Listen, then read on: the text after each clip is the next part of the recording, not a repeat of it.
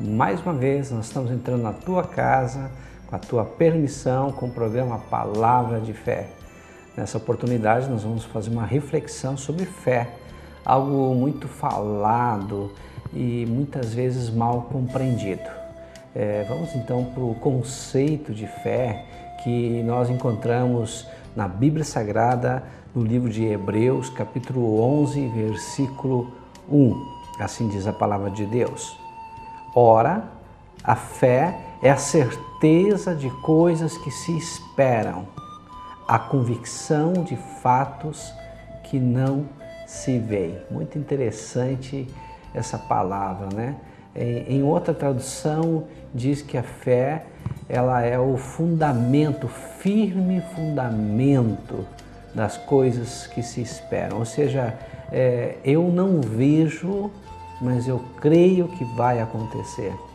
Porque se eu vejo, isso não é fé, é uma expectativa, é uma certeza, e a fé não ela é uma certeza, mas não baseado em fatos reais, baseado em hipóteses concretas, pelo contrário, é baseado em algo que eu creio, ou seja, se foi dito, se está na palavra de Deus, se há dentro da palavra uma promessa, eu posso obter essa promessa, essa bênção de Deus para a minha vida.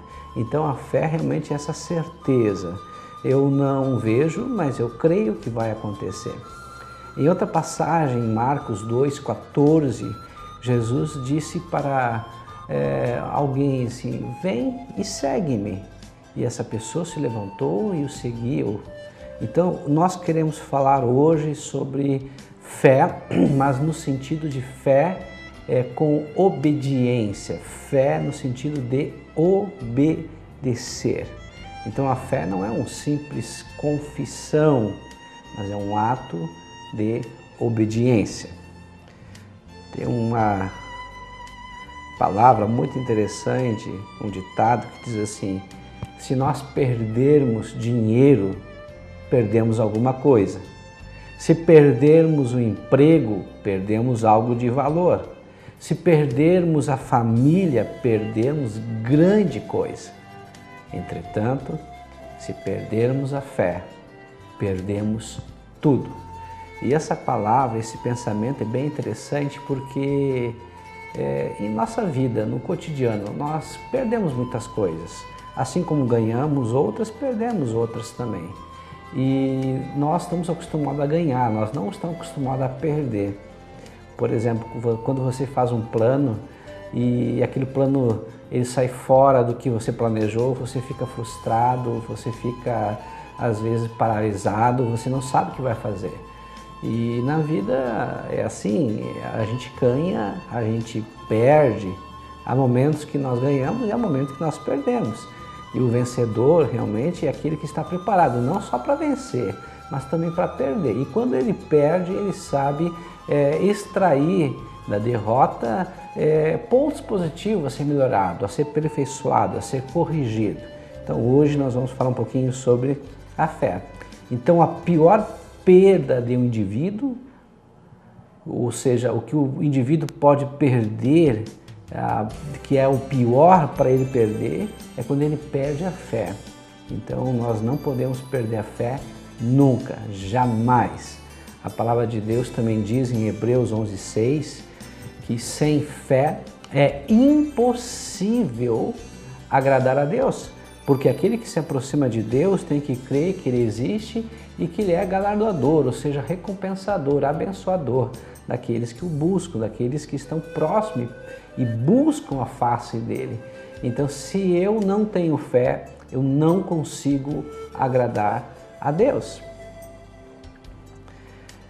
Muito interessante também essa questão da outra tradução que fala que a fé ela é o firme fundamento, ou seja, quando fala em firme fundamento, fala em algo inabalável, como uma rocha, né? Como Jesus, porque Jesus ele é a rocha eterna, Jesus ele é a pedra angular, Jesus na verdade é o firme fundamento da igreja. A fé também pode ser comparado como a língua do reino. ou seja, em Romanos 13 diz assim que tudo vai passar, mas 3 coisas vão permanecer: a fé, a esperança e o amor. Então, o amor é o maior de todos os dons.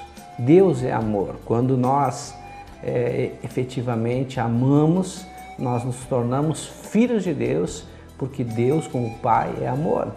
E ninguém pode dizer que ama um Deus que não conhece, que não vê, se não ama alguém que vê. Então o amor ele é fundamental. A esperança ela está muito ligada à perseverança. A Bíblia diz que quem perseverar até o fim será salvo. Então quem espera alcança, quem espera persevera, e quem espera um dia ainda vai chegar a salvação, porque ele não desiste, ele não sai do caminho, ele olha fixamente para o autor e consumador da fé, que é Jesus Cristo. Mas e a fé? Precisamos compreender a fé.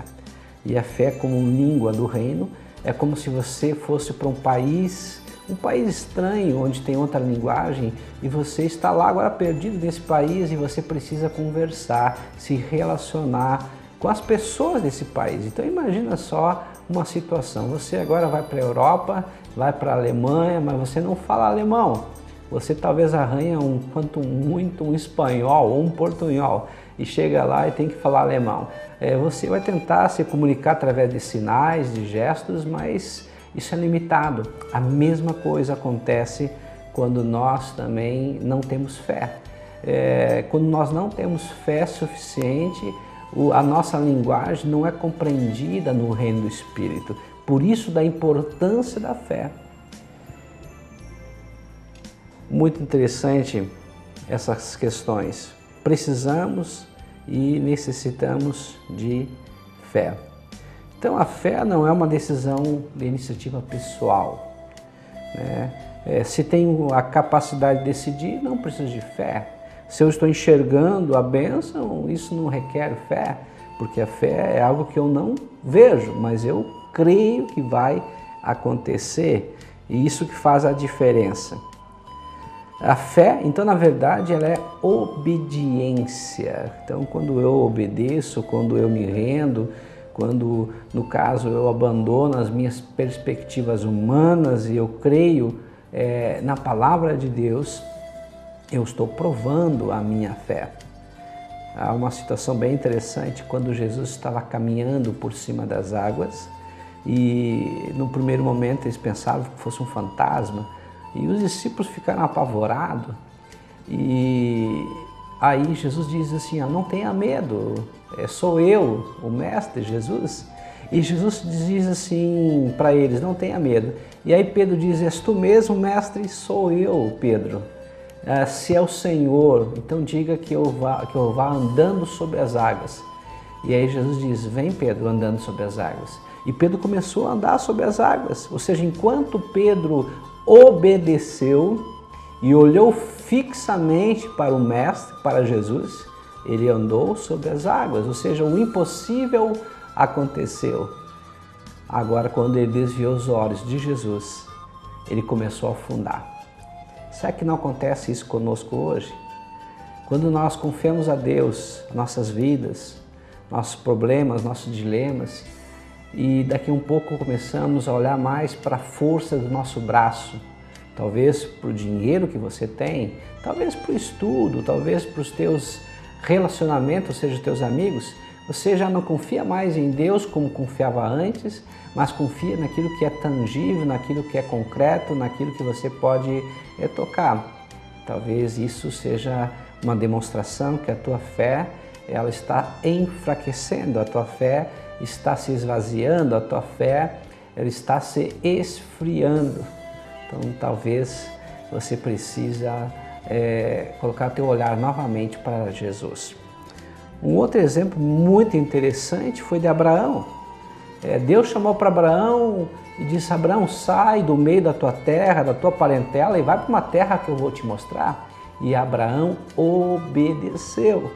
Mais uma vez nós vemos assim que Deus às vezes nos prova para ver se nós realmente vamos obedecer, e a obediência é prova de fé.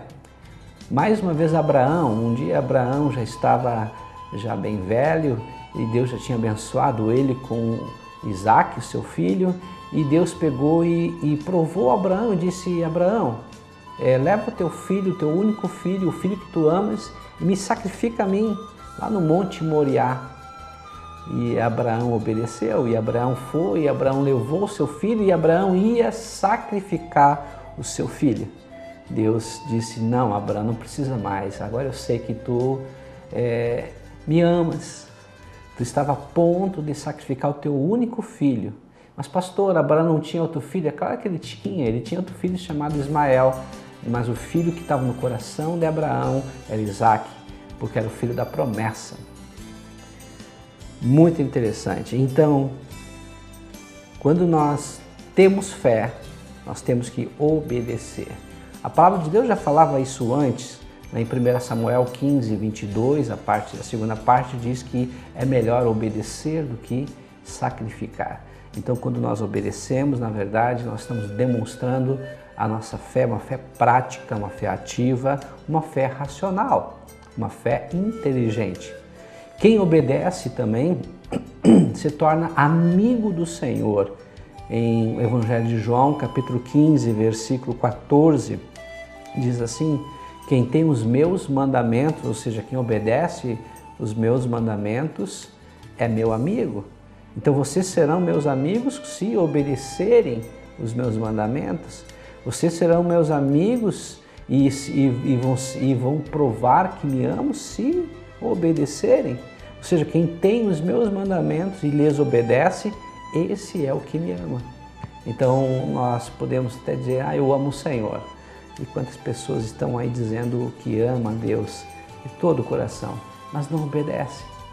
Ou seja, não coloca em prática a palavra do Senhor na sua vida. A palavra também de Deus em Mateus 7, 21 diz: nem todo que me diz Senhor, Senhor entrará no reino dos céus, mas aquele que faz a vontade de meu Pai que estás nos céus. Ou seja, não adianta dizer: eu vou numa igreja, eu sou membro de uma igreja tal, ou não sei qual igreja. Não adianta dizer: Senhor, eu tenho dons, eu tenho talentos.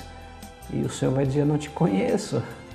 Você pode ter feito muitas coisas por mim, eu até te abençoei, mas você vive no pecado, você vive longe de mim, você nunca me obedeceu. Tiago, irmão de Jesus, em Tiago 2, 17, diz: assim também a fé, por si só, se não for acompanhada de obras, está morta. Ou seja, Tiago foi mais ousado ainda. Ele foi bem claro, dizendo que se a fé não for acompanhada de obras, está morta. Ou seja, não existe para Deus. Não é computado no registro de Deus como algo bom, como algo realmente do Senhor. Então nós temos que parar e repensar sobre isso. Então as provas de fé são na realidade provas de obediência, pois quando obedecemos, declaramos a nossa fé. Obedecer então a Cristo é uma declaração pública de que somos seus discípulos. Muito interessante isso. Você é discípulo do Senhor Jesus, ou seja, quer seguir ao Senhor Jesus, tem que obedecer. Senão, nós não somos discípulos do Senhor Jesus. Agora nós vamos para um breve intervalo e logo voltaremos.